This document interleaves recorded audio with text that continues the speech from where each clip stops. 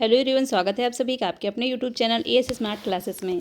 जैसे कि हम सीटेट सेकंड पेपर के लिए एनसीईआरटी एसएसटी कंप्लीट कर रहे हैं। हिस्ट्री की क्लास आपकी 10 बजे हो चुकी है और पर डे 12 बजे होती है आपकी पॉलिटी की क्लास। आज के देखिए इस वीडियो में हम एनसीईआरटी पॉलिटी क्लास 7 का चैप्टर 6 कंप्लीट करेंगे। चैप्टर 6 है संचार माध्यमों को समझना। वीडियो स्टार्ट करने से पहले चैनल पर पहली बार आए हो तो वीडियो को लाइक करके चैनल को सब्सक्राइब कर लीजिए, साथ ही बेल आइकन को भी प्रेस कर लीजिए ताकि ऐसी वीडियो आपको आगे भी मिलते रहें। आज का देखिए अध्याय 6। यहाँ पर देखिए विभिन्न संचार माध्यमों को चित्र के माध्यम से दिखाया गया है। देख लीजिए आप लोग भी। चैप्टर है आपका संचार माध्यमों को समझना। विभिन्न संचार के माध्यम होते हैं, जैसे आपका हो गया टीवी, अखबार, इंटरनेट, रेडियो, मीडिया क्या होता है, ये सारी चीज़ें आप यहाँ पर पढ़ेंगे। बाकी जितने भी इंपॉर्टेंट पॉइंट्स हैं मैंने उनको हाईलाइट कर रखा है।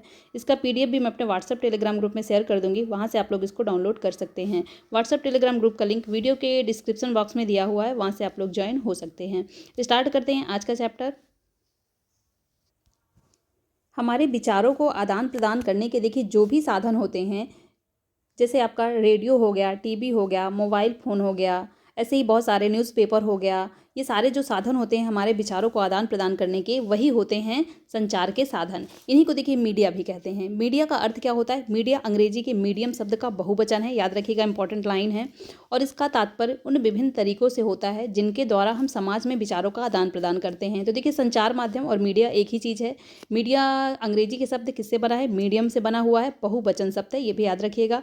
इसका अर्थ क्या होता है? समाज में विचारों का आदान प्रदान जिन तरीकों से हम करते हैं वही मीडिया कहलाता है। मीडिया का अर्थ देखिए आगे और अच्छे से क्लियर किया हुआ है कि मीडिया का अर्थ माध्यम, जो कि मीडिया का संदर्भ संचार माध्यमों से है। इसलिए हर चीज़ जैसे फ़ोन पर बात करने से लेकर टीवी पर शाम के समाचार सुनने तक को मीडिया कहा जाता है। टीवी और रेडियो, अखबार संचार माध्यमों के ऐसे रूप हैं जिनकी पहुँच लाखों लोगों तक है, देश और विदेश के जनसमूह तक। इसलिए इन्हें जनसंचार माध्यम या मास मीडिया कहते हैं। तो यहाँ पर देखिए मास मीडिया किसको कहते हैं? जैसे टीवी हो गया, रेडियो हो गया, अखबार हो गया। तो देखिए हर जगह आपको अखबार मिल जाएगा, हर जगह आपको टीवी मिल जाएगी। इनका जो माध्यम है बहुत लोगों तक है, लाखों लोगों तक है, हर जगह अब ये देखने को मिलते हैं। इसीलिए इसको क्या कहते हैं? मास मीडिया कहते हैं। याद रखिएगा, ये भी लाइन इंपॉर्टेंट है। नेक्स्ट देखिए है संचार माध्यम और तकनीकी। संचार माध्यम और तकनीकी की देखिए बात की जाए तो पहले के टाइम में इनका इतना ज़्यादा उपयोग नहीं किया जाता था। हाल ही के कुछ समय से आपको हर घर में टीवी देखने को मिलेगी। इंटरनेट तो हर किसी के पास है, हर किसी के पास मोबाइल फ़ोन है। हाल ही के कुछ समय से इसका उपयोग बहुत ही तेज़ी से स्टार्ट हुआ है। अखबार, टेलीविज़न, रेडियो, ये जो चीज़ें हैं इससे देखिए लोगों को बहुत मदद भी मिली है। एक स्थान से दूसरे स्थान तक लोगों के विचार, पढ़ाई में भी कितनी ज़्यादा हेल्प मिली है, कितनी सारी क्लासेस अब आपको मिलने लगी हैं, पहले ऐसा नहीं होता था।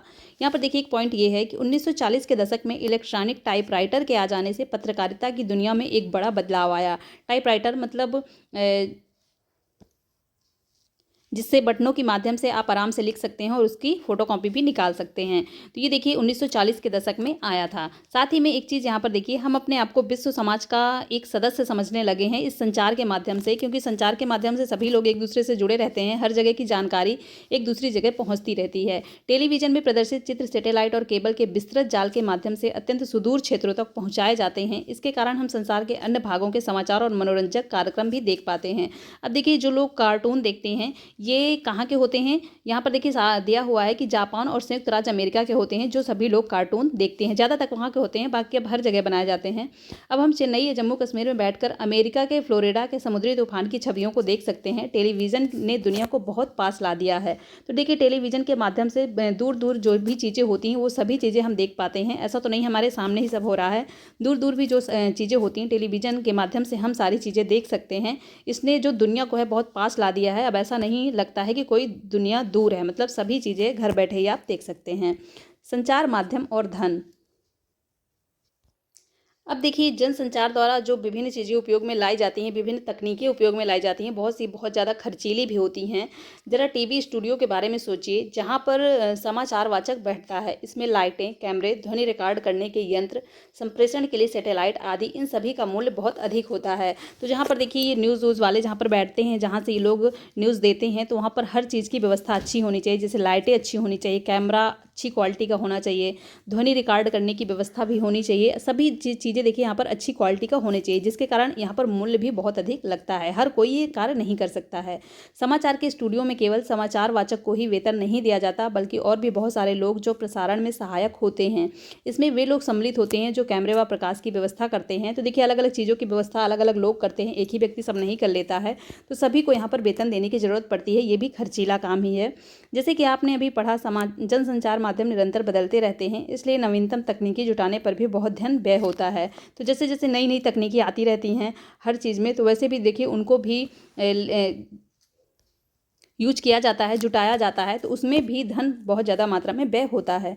इन खर्चों के कारण जनसंचार माध्यमों को अपना काम करने के लिए बहुत अधिक धन की आवश्यकता होती है। परिणामतः अधिकांश टीवी चैनल और समाचार पत्र किसी बड़े व्यापारिक प्रतिष्ठान का भाग होते हैं। बड़े व्यापारिक प्रतिष्ठान का भाग होंगे तो उनसे उनको जो खर्च होगा वो मिलेगा और वो लोग अपना काम आसानी से कर पाएंगे। साधारण लोगों के पास तो इतना पैसा होता नहीं, तो वो लोग ऐसा काम, सभी लोग ऐसा काम नहीं कर सकते। जिनके पास अच्छा खासा धन दौलत होगा वही लोग ये काम कर सकते हैं, क्योंकि देखिए खर्चीले ये सारे काम खर्चीले होते हैं। यहाँ पर देखिए चित्र में एक यंत्र दिखाया गया है। क्या है ये? यह यंत्र टेलीविज़न का प्रारंभिक रूप था। टेलीविज़न जो अब चलता है, इसका ये प्रारंभिक रूप है। देखिए ये यहाँ पर दिखाया गया है कितना बड़ा था। अपने इस आविष्कार के सामने बैठे हैं जॉन एल बैर्ड। याद रखिएगा, इसका आविष्कार किसने किया था? प्रारंभिक टेलीवाइज़र का जॉन एल बैर्ड ने किया था। इस यंत्र के द्वारा उन्होंने रॉयल इंस्टीट्यूट के समक्ष अपने आविष्कार का प्रदर्शन किया था। तो देखिए इंपॉर्टेंट लाइन है, याद रखिएगा इसको। नेक्स्ट है, जनसंचार माध्यम में लगातार धन कमाने के विभिन्न तरीकों के बारे में सोचते रहते हैं। एक तरीका जिसके द्वारा जनसंचार माध्यम धन अर्जित करते हैं विभिन्न वस्तुओं के विज्ञापन का है, जैसे कारें, चॉकलेट, कपड़े, मोबाइल फ़ोन आदि। तो देखिए जनसंचार के माध्यम से लोग अपनी चीज़ों का प्रचार करते हैं। जो बड़े बड़े लोग होते हैं, जैसे मोबाइल हो गया, चॉकलेट हो गया, कपड़े हो गया। आपने टीवी वीवी में देखा होगा कि प्रचार आते रहते हैं, विभिन्न चीज़ों के, खाने पीने की चीज़ों का भी आता रहता है। तो जनसंचार के माध्यम से ही ये होता है, और इसके माध्यम से जो इसका प्रचार करते हैं वो इसी के माध्यम से कुछ पैसे भी इसमें देखिए कमाते हैं। क्रिकेट जो लोग देखते होंगे उन्होंने भी देखा होगा कि क्रिकेट के थोड़ी देर बाद कोई ना कोई विज्ञापन आता रहता है, बार बार विज्ञापन दिखाए जाते हैं।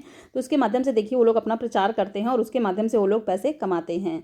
नेक्स्ट पॉइंट है संचार माध्यम और लोकतंत्र। यहाँ पर देखिए ये बताया गया है कि संचार माध्यम से लोकतंत्र में क्या प्रभाव पड़ा। तो लोकतंत्र में देश और संसार के बारे में समाचार देने और उनमें होने वाली घटनाओं पर चर्चा करने में संचार माध्यमों की भूमि का अत्यंत महत्वपूर्ण है। उदाहरण के लिए बात की जाए तो संचार माध्यमों से नागरिक जान सकते हैं कि सरकार किस प्रकार काम कर रही है। यदि लोग चाहें तो इन समाचारों के आधार पर कार्रवाई भी कर सकते हैं। तो देखिए आजकल ये जो टीवी और रेडियो, मोबाइल फ़ोन ये सभी चले हैं, इनके माध्यम से लोग न्यूज़ देखकर काफ़ी सारी चीज़ें आती रहती हैं, लोकसभा, राज्यसभा, तो उनको देखकर सारी चीज़ें जान सकते हैं कि कैसे सरकार द्वारा काम चल रहा है, किस प्रकार काम कर रही है सरकार। तो कितना अच्छा हुआ है संचार के माध्यम से। ऐसा वे संबंधित मंत्री को पत्र लिखकर सार्वजनिक विरोध आयोजित करके हस्ताक्षर अभियान आदि चलाकर सरकार को पुनः उसके कार्यक्रम पर विचार करने का आग्रह कर सकते हैं।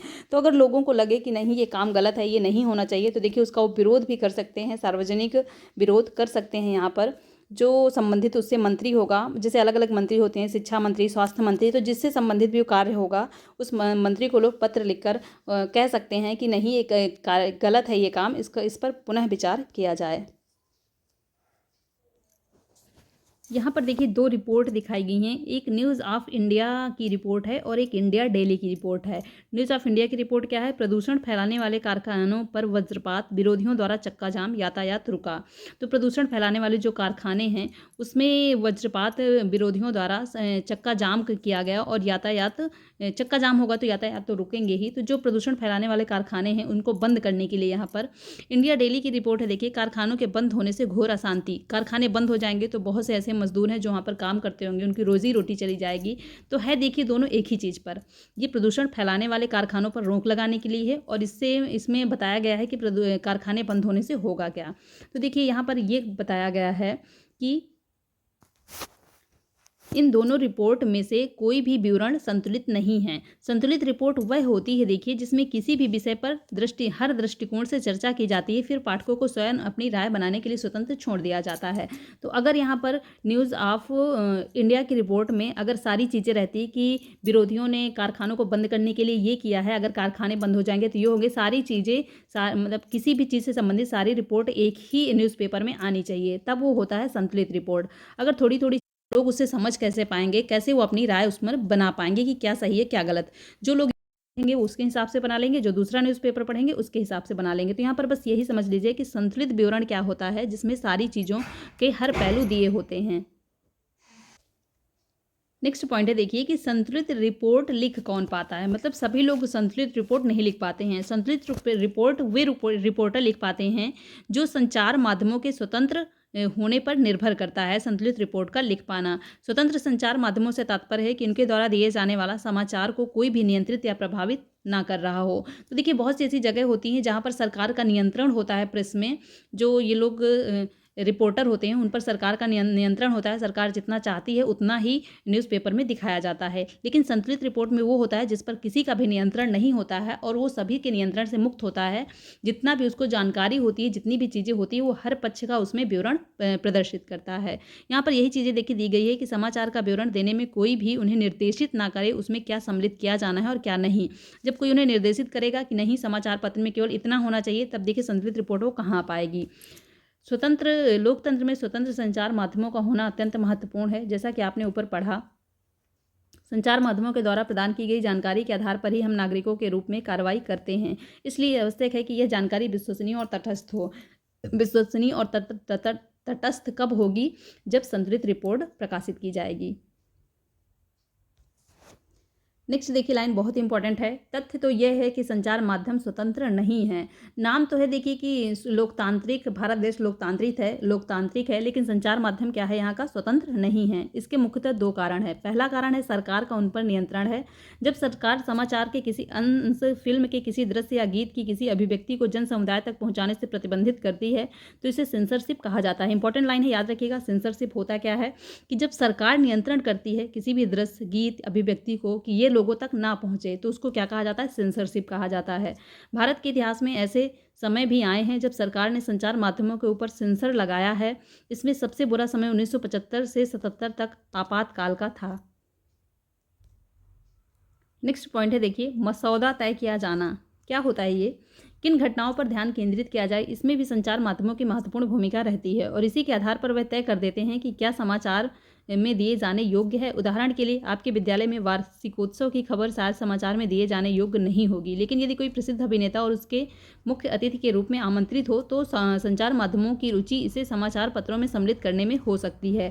तो देखिए मसौदा तैयार किया जाता है कि क्या चीज़ें न्यूज़पेपर में डालनी है, क्या चीज़ें नहीं डालनी हैं। अब दुनिया भर में बहुत सारी चीज़ें होती हैं, सभी चीज़ें तो लोग न्यूज़पेपर में नहीं डाल सकते हैं, तो इसमें मसौदा तैयार किया जाता है कि क्या चीज़ें डालने योग्य हैं क्या नहीं। जैसे एग्जाम्पल के रूप में यहाँ पर समझाया भी गया है कि अगर नॉर्मली वार्षिकोत्सव हो रहा है आपके स्कूल में तो वो कोई इतना इंपॉर्टेंट नहीं होगा, लेकिन अगर उसी में कोई प्रसिद्ध अभिनेता, कोई मंत्री या कोई कुछ बड़ा आदमी उसी में आ रहा है जिसका काफ़ी ज़्यादा नाम हो, तो वो उसमें संचार माध्यम में या न्यूज़पेपर में डालने के योग्य बन जाता है और ये उन लोगों के लिए सम्मिलित करने का एक मौका होता है। संचार माध्यम जो होते हैं कुछ खास विषयों पर ही देखिए ध्यान केंद्रित करते हैं, सभी पर ध्यान केंद्रित नहीं करते हैं। जो नॉर्मल चीज़ें होती हैं उन पर वो ध्यान नहीं देते हैं।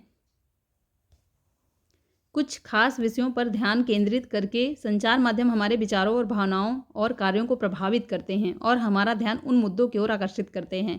तो जिस ओर देखिए संचार माध्यम का ध्यान होगा उन्हीं मुद्दों पर हमारा भी ध्यान आकर्षित करते हैं कि नहीं ये चीज़ें ज़्यादा महत्वपूर्ण हैं, हमारे जीवन पर महत्वपूर्ण प्रभाव डालने और हमारे विचारों को निर्मित करने में मुख्य भूमिका के कारण ही प्रायः ये कहा जाता है कि संचार माध्यम ही हमारा मसौदा और एजेंडा तय करते हैं। क्योंकि जिन चीज़ों पर वो ज़्यादा ध्यान देंगे उन्हीं चीज़ों पर हमें भी लगता है कि ज़्यादा ध्यान देने चाहिए। हमारे विचारों को निर्मित करने में और हमारे जीवन पर महत्वपूर्ण प्रभाव डालते हैं ये, तो इसीलिए कहा जाता है कि जो संचार माध्यम होते हैं हमारे जीवन का मसौदा और या मसौदा कोई एजेंडा भी कहा जाता है, तय करते हैं।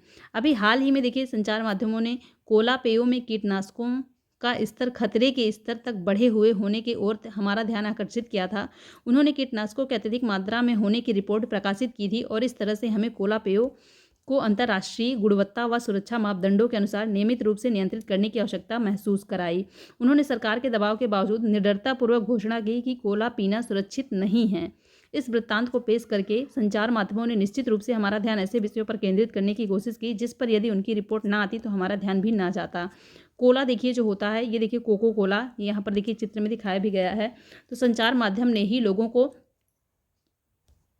ये बताया कि इस कोला में बहुत ही ज़्यादा की मात्रा में कीटनाशक होते हैं, ये लोगों के लिए हानिकारक है। तो संचार के माध्यम से देखिए काफ़ी ज़्यादा प्रभाव पड़ता है, काफ़ी सारी अच्छी चीज़ें भी लोगों को जानने को मिलती हैं।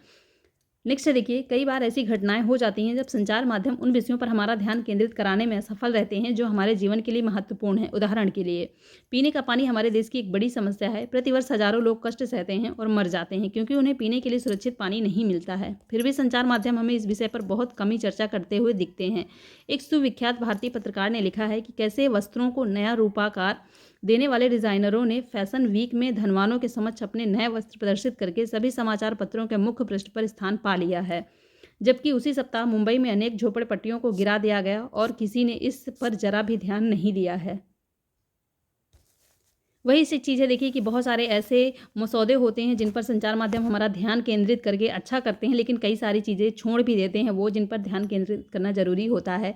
जैसे पानी की समस्या, कई जगह पर बहुत ज़्यादा इसकी समस्या है, लेकिन फिर भी उन पर जो संचार माध्यम है ध्यान नहीं देते हैं। जैसे यहाँ पर देखिए उदाहरण के माध्यम से दर्शाया गया है कि अगर कोई फैशन वीक चल रहा हो, बहुत अच्छे अच्छे कपड़े वहाँ पर आए हों, नए नए रूपाकार में कपड़ों का वहाँ पर डिज़ाइनर कपड़ों का फैशन वीक हो, धनवानों की वहाँ पर भीड़ इकट्ठा हो, तो उसको जो संचार माध्यम न्यूज़पेपर वाले होते हैं उसको ज़्यादा वो लोग महत्व देते हैं और फर्स्ट पेज में आपको वही देखने को मिलता है। बाकी जो समस्याएं हैं उन पर ज़्यादा ध्यान कभी कभी नहीं देते हैं।